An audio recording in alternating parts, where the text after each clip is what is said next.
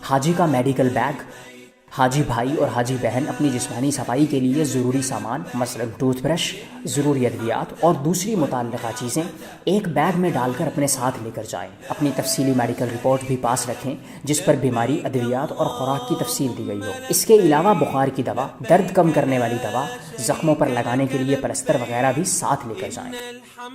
Food poisoning سے بچیں۔ Food poisoning سے بچنے کے لیے کچی چیزیں یا کچا پکا کھانا مت کھائیں۔ کھانے سے پہلے چیزوں کو اچھی طرح دھوئیں۔ صرف حفظان صحت کے اصولوں کے مطابق تیار کی گئی چیزیں کھائیں۔ کھلی پڑی چیزیں ہرگز مت کھائیں کیونکہ یہ خراب ہو سکتی ہیں۔ ریڑھی والوں سے بھی کچھ نہ خرید کر کھائیں۔ کوئی بھی چیز کھانے سے پہلے اپنے ہاتھ صابن سے یا ہینڈ واش سے اچھی طرح دھوئیں۔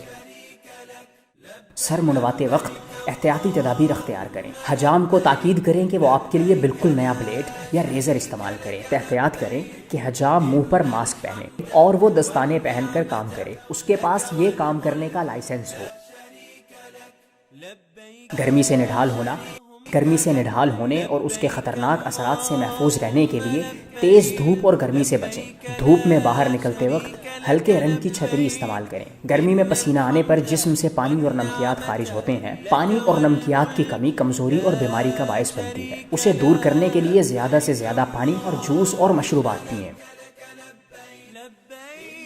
Traffic safety.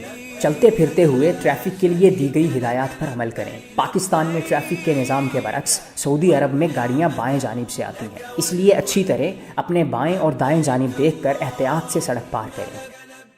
سڑک صرف زیبرا کراسنگ یا کم ٹریفک والی جگہ سے پار کریں۔ بسوں اور گاڑیوں کا انتظار مقررہ جگہوں پر ہی کریں۔ اپنی جان کی حفاظت کے پیش نظر بسوں اور گاڑیوں کی چھتوں پر ہرگز مت سفر کریں۔